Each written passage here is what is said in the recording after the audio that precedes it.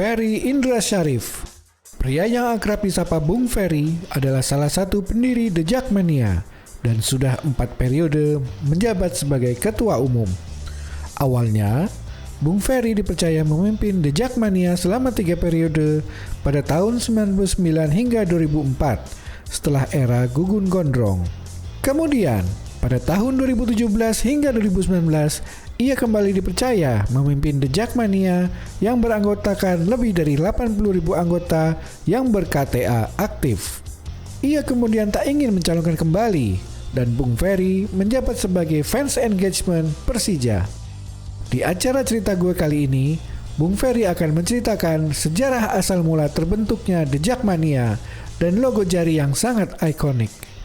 Minum kopi di warung depan. Tonton Cerita Gue 30 menit ke depan. Awal mula saya kenal sepak bola karena diantar sama kakek, diajak-ajak nonton tim nasional Indonesia. Jadi generasinya Iswa Idis, Anjas Asmara, Andi Lala, itu lagi rajin-rajinnya nonton bola. Itu awal pertama kali saya nonton bola. Kalau menurut saya sepak bola zaman dulu ada beberapa poin yang lebih maju. Misalnya gini, kakek saya itu kan kepala bagian di salah satu bank pemerintah. Jadi dia dapat tiket terusan. Nah, tiket terusan itu kan sekarang udah nggak ada di Indonesia. Padahal zaman dulu udah ada. Jadi tiap kali kita nonton ada tiket terusan yang kita bawa selembar gitu, dirobek satu gitu. Pertandingan Indonesia Malaysia, Indonesia Papua Nugini, Indonesia Thailand gitu. Nah, nonton dan Senayan itu penuh tanpa ada keamanan di antara kita.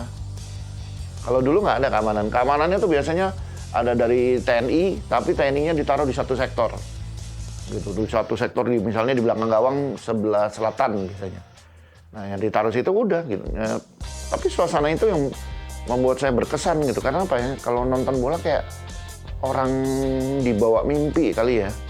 Terus begitu selesai pertandingan sepak bola baru ingat, oh iya kita harus pulang bikin PR lah ini. Dulu saya masih kecil soalnya. Saya masih kecil itu waktu nonton pertama kali nonton tim nasional itu. Pertama kali saya masih awal-awal nonton bola, terus yang membuat saya jadi terkesan sekali sampai sekarang tuh pengen banget nonton bola. Itu justru waktu nonton Piala Dunia. Piala Dunia tahun 74. Itu finalnya Jerman ketemu Belanda. Awalnya saya suka Belanda. Ya, saya suka Belanda awalnya cuma karena warna kostumnya. Warna kostumnya kan menyolok tuh, oranye celana putih. Lama-lama ngelihat permainannya. Kalau Belanda dulu kan ada Johan Cruyff, itu bintang yang paling saya suka. Bola tuh kayak nggak lepas kalau di kaki dia, kayak nempel gitu, kayak lengket gitu bola di kaki dia. Jadi saya tertarik banget pengen main bola gara-gara dia. Kalau main bulu tangkis kan gara-gara Rudi Hartono. Nah, kalau main bola saya pengen banget kayak dia gitu, Johan Cruyff gitu. Yang bikin saya nonton terus timnas, nonton Piala Dunia selanjutnya juga nonton. Karena saya nonton Piala Dunia 74, ada bintangnya namanya Johan Cruyff. Ya udah sejak itu saya suka lah sepak bola. Susah digambarin, karena kalau orang cinta, kalau misalnya kenapa lu cinta sama dia? Ya nggak tahu, gue suka aja gitu. Anak-anak sekarang kan kalau gitu, ya gue juga gitu, saya juga gitu ya. Suka sepak bola ya karena permainannya kolektif. Ada banyak unsur kejutan, tiba-tiba ada muncul lagi bintang baru, itu kan menarik gitu. Gol-golnya yang bagus-bagus gitu kan. Cara dia bawa bolanya, goceknya, ya itu semua menarik buat saya. Awalnya kita tuh, kan Persija lama tuh terpuruk. Terus tiba-tiba dibangkitin lagi sama gubernur waktu itu Bang Yos, Pak Sutioso. Persija mainnya di Lebak Bulus, saya tinggal di Lebak Bulus gitu. Kita nonton gitu, tapi kan waktu itu kita levelnya masih mahasiswa. Lama-lama kalau rutin nonton, repot juga dibayar. Jadi kita coba daftar jadi fans club. Kita ketemuin, kan di koran-koran banyak tuh, ada Mas Edi Supatmo jadi PR-nya Persija, ada Badiza Rashid Ali, manajernya Persija. Ya 2 orang itu yang bolak-balik kita cari, kita tanya, mau daftar jadi fans clubnya Persija gimana. Seingat saya waktu saya kecil, itu ada namanya Persija Fans Club. Dan yang memimpin biasanya artis-artis gitu. Nah, saya coba tanya, ternyata apa? Persija Fans Club udah nggak aktif. Udah bubar, mereka justru nawarin, kalau kalian bikin sendiri itu lebih bagus. Kita diundang, datang ke Menteng.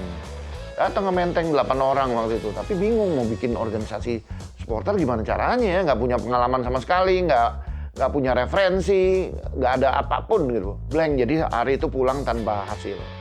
Pertemuan berikutnya kedua, datang lagi juga 8 orang tapi dengan formasi yang berbeda. Itu masih belum ketemu. Bikinnya kayak gimana, sampai akhirnya kita nonton, kita lihat tuh ada Gugun Gondrong, terus ada anak Perbanas. Kita nonton kan Renat Huta Barat waktu itu dari Perbanas, kakaknya juga kuliah di sana. Kita coba ambil inisiatif. Yaudah deh, kalau cuman kita doang nih, kayaknya nggak jalan. Kalau coba kita undang juga Gugun Gondrong. Kita coba Gugun Gondrong, artis-artis itu kita undang. Terus kemudian anak-anak Perbanas itu kampus kita undang. Kumpullah kita di Menteng. Kemudian tiba-tiba dari Persija ngajak, udah jangan di sini deh. Kebetulan mes Persija kan di Geraha Kuningan di Stadion Semantri Brojonegoro. Kita ke situ aja deh gitu. Sekalian ngeliat pemain kalian, oh ya semangat gitu. Pindahlah ke sana. Sampai di sana langsung tunjuk. Udah Gugun aja gitu.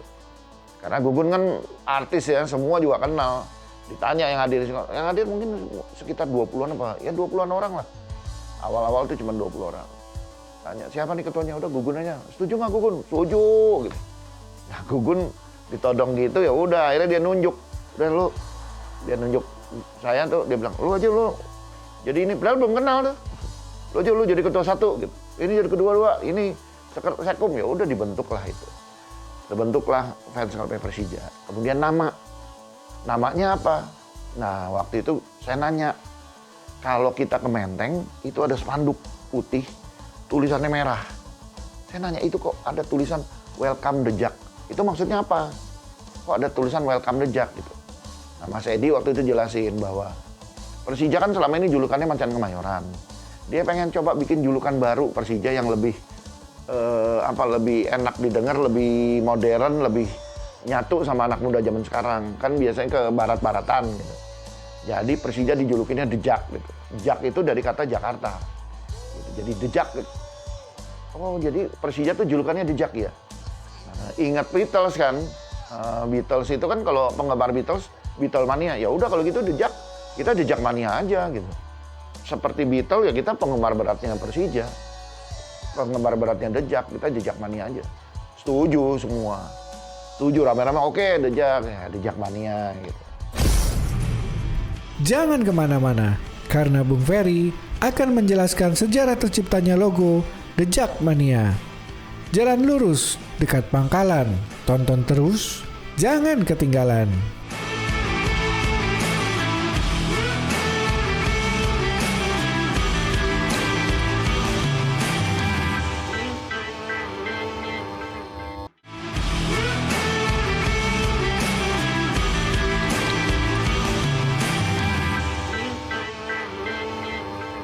Nama itu tahun 97, Desember 97, logo itu April 98. Ada teman yang bikin logo, dia inisiatif coba bikin logo. Logonya sebenarnya menarik. Saya suka gitu, saya setuju filosofinya ada gitu dapat. Jadi ada merah, putih, merah, putih, merah. Di tengahnya ada gambar huruf J, itu dari bola mantul loh. Tak, bolanya masih ada jadi titiknya J gitu. Nah ini logonya Jackmania gitu. Udah kita pakai itu buat kegiatan kita awal-awal, tapi sama Mas Edi dikatain apa logo kayak gitu. Ya agak-agak kaget juga gitu, waduh ini kita udah bangga-bangga sama logo gini malah dikata-katain. Tapi begitu dia ngeluarin logo yang baru, bentuk tangan, wah kita salut. Sesuatu yang baru kan, dulu kan belum ada. Apapun, mau itu partai politik, mau itu penggemar grup band, belum ada segalanya tuh yang membuat apa-apa dengan logo tangan atau salam dengan logo tangan. Jadi boleh dibilang kita pionir nih. Nah Gugun bilang, oh kalau gitu kita salamnya pakai tangan aja. Nah tangannya kan gambarnya tangan kiri. Karena kan kalau dari depan kelihatannya J nih huruf. Kalau ini kan nggak L jadinya. Jadi akhirnya oke, kita salamnya pakai tangan kiri aja. Nah Gugun tuh yang bilang, kalau gitu gini aja. Kalau gue teriak, The Jack, yang lain nyaut, mania gitu. Oh, udah sepakat, itulah yel kita, itulah salam kita.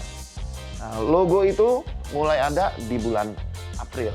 Nah di bulan April itulah orang-orang yang masih ada saat itu, 40 orang itu, itulah yang saya anggap sebagai pendiri Jackmania. Nah kalau cerita unik, sebetulnya yang paling unik adalah waktu tahun 2001 kita nonton 8 besar di Makassar. Jadi kebetulan ada 8 besar dibagi 2 grup. Grup pertama di Makassar, grup kedua di Medan. Nah, kita kebagian yang di Makassar. Nah, di Makassar itu kita tidurnya di tenda. Jadi belum pernah mungkin supporter-supporter lain yang ngerasain tidur di tenda. Jadi kita disediain lapangan Karebosi sama Badiza Rasitali, bekas manajer Persija. Dia nyediain, oh, ini ada lapangan di Karebosi, kamu pakai aja gitu. Ada pagarnya sekeliling, ya udah kita bikin tenda. Ada yang bawa tenda, tapi kalau yang nggak bawa tenda apa? Atapnya spanduk, lantai atasnya juga, bawahnya juga spanduk. Nah, itu yang paling unik. Dan di situ pertama kali ada supporter tamu datang ke Makassar. Jadi kita boleh dibilang jadi kayak tontonan masyarakat situ. Itu yang paling asik. Ada dulu awal-awal diriin Jakmania, terus kemudian kita coba besarin Jakmania dengan merekrut anggota. Itu banyak yang menganggap kalau Jakmania itu dibayar. Karena Sutioso kan, nama Sutioso waktu itu. Jadi bilang, kalian nih dikoordinir nih, disediain bis, disediain kaos, padahal enggak. Enggak, kita waktu awal-awal pendaftaran 15.000, itu baru dapat kaos. Nah, sedangkan kalau mau berangkat naik bis, ya mereka patungan sendiri di wilayah masing-masing.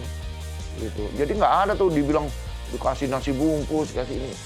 Nggak ada, bohong banget. Itu fitnah yang paling ngeselin buat gue. Untuk membangkitkan fanatisme, saya punya keyakinan bahwa itu jangan apa-apa digratisin. Karena kalau segala sesuatu digratisin, itu nggak akan numbuhin fanatisme. Gini, saya kan dulu cuma nonton-nonton aja. Terus belakangan sempat masuk ke dalam tim. Dulu Persija di zaman Persikatan boleh dibilang kan amatir. Sekarang boleh bilang profesional gitu.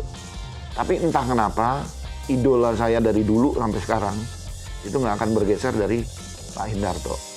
Nggak tahu kenapa ya, Pak Hindarto tuh dulu ada di Jakarta tuh ada klub profesional Pelita Jaya, ada Persija. Kalau dilihat dari materi pemain jelas Pelita Jaya lebih dibanding ini, banyak pemain nasionalnya gitu. Tapi Persija dengan pelatih Pak Hindarto itu tetap eksis gitu. Bahkan banyak orang bilang ini harusnya Persija masuk profesional aja karena secara kualitas dan pengelolaan mereka lebih pantas gitu. Waktu zamannya Pak Hindarto tuh pemain Persija main kayak fanatik tuh, ngotot. Ini gue Persija nih, kesannya kayak gitu. Jadi sampai sekarang saya selalu respect sama Pak Hindarto. Tahun 70-an, 80-an tuh ya. 80-an kali. Ya hasil-hasilnya banyak. Pak Hindarto, mungkin Pak Rahmat Darman juga pernah ngerasain dia dilatih sama Pak Hindarto. Dan kelompoknya Garuda tuh Adityo Darmadi, Tony Tanamal sama Marzuki Nyamat, gitu. Itu semuanya pernah ngerasain dilatih sama Pak Hindarto. Selama saya dukung Persija, tiba-tiba ada orang ngaku, ini gue Persija yang asli, gitu. Nah, itu periode terburuk. Dan yang saya kesel banget, gitu, pada saat kita ngajuin ke PSSI, ada 2 proposal lagi yang mengaku nama Persija. Justru mereka yang dimenangin, ada 1 yang dimenangin. Padahal jelas-jelas itu palsu, gitu. Itu yang paling bikin saya sakit hati. Makanya orang-orang yang aktif di sana berada dalam ingatan saya.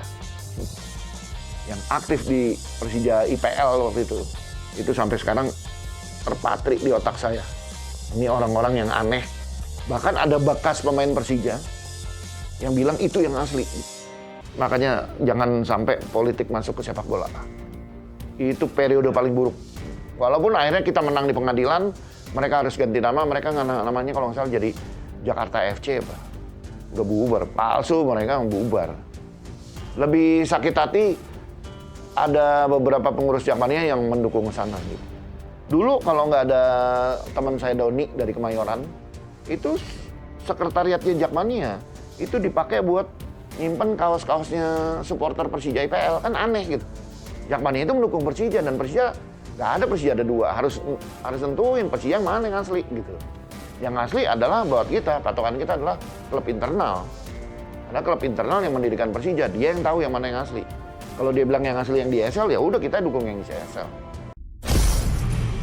Setelah ini, Bung Ferry akan menceritakan momen terbaiknya selama mendukung Persija. Kapankah itu? Tukang sate asal Natuna. Tonton cerita gue, jangan kemana-mana.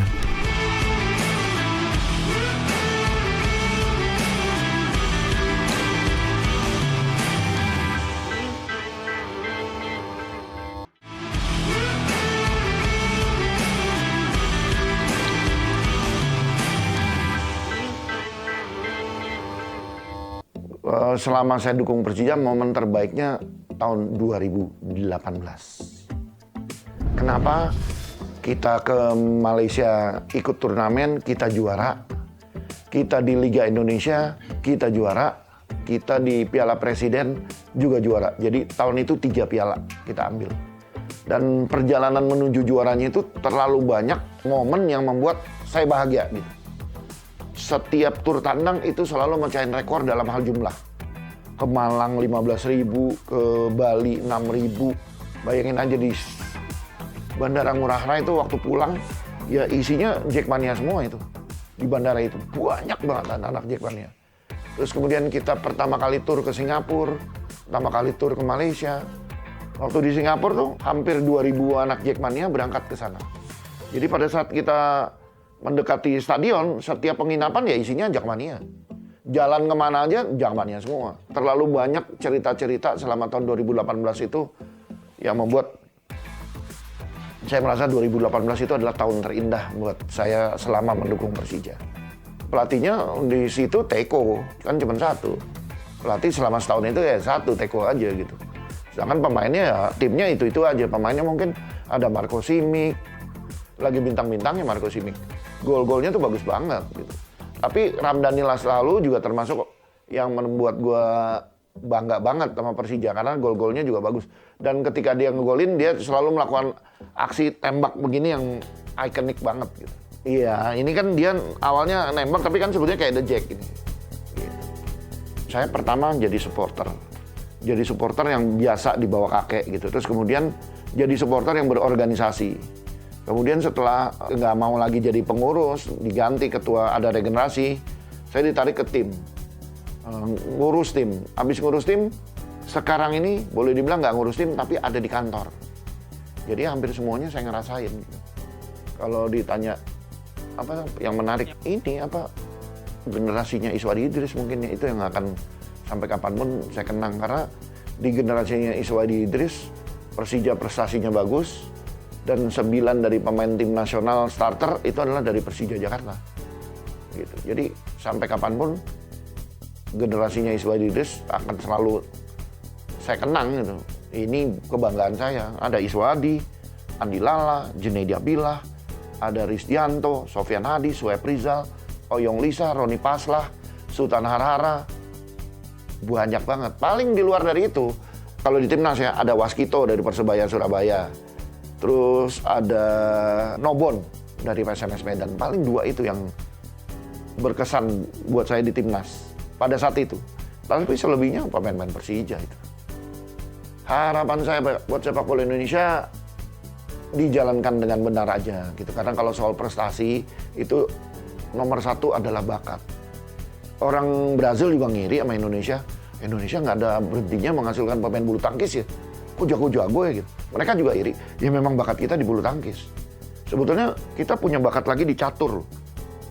Karena catur itu penuh tipu muslihat. Kita orang Indonesia kan paling jago tipu-tipu. Gitu. Jadi sebetulnya itu nomor 1 adalah bakat. Ya. Yang penting bagaimana menjalankan sepak bola itu dengan benar. Itu aja dulu. Soal prestasi itu urusan belakangan. Akan datang dengan sendirinya. Dan prosesnya nggak bisa kita dari sini langsung tiba-tiba lolos Piala Dunia ya. Enggak lah, pelan-pelan lah. Di Asia Tenggara aja kita belum menguasain. Asia Tenggara dulu lah targetnya.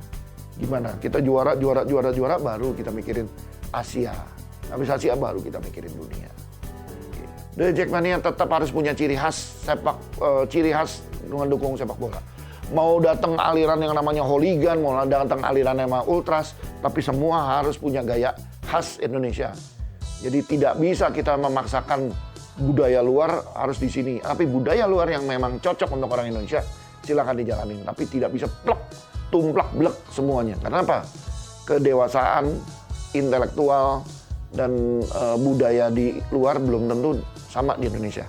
Kalau dulu satu warna, kalau sekarang beda warna. Kalau dulu Persija oren ya kita oren. Kalau sekarang karena ada budaya-budaya luar itu, jadi ada yang sedang hitam, ada yang maunya putih, ada yang maunya merah, ada yang maunya oren gitu. Ya ego masing-masing. Karena Persija oren, ya kita oren semua. Ego, karena pengen eksklusif. Nanti kalau misalnya mereka senang hitam nih, hitam semua. Coba deh kita ikutin aja, satu stadion hitam semua. Mereka akan cari warna lain. Kayaknya being different adalah suatu kemenangan, satu kebanggaan buat mereka. Gini, ada 5 aspek yang penting dalam sepak bola.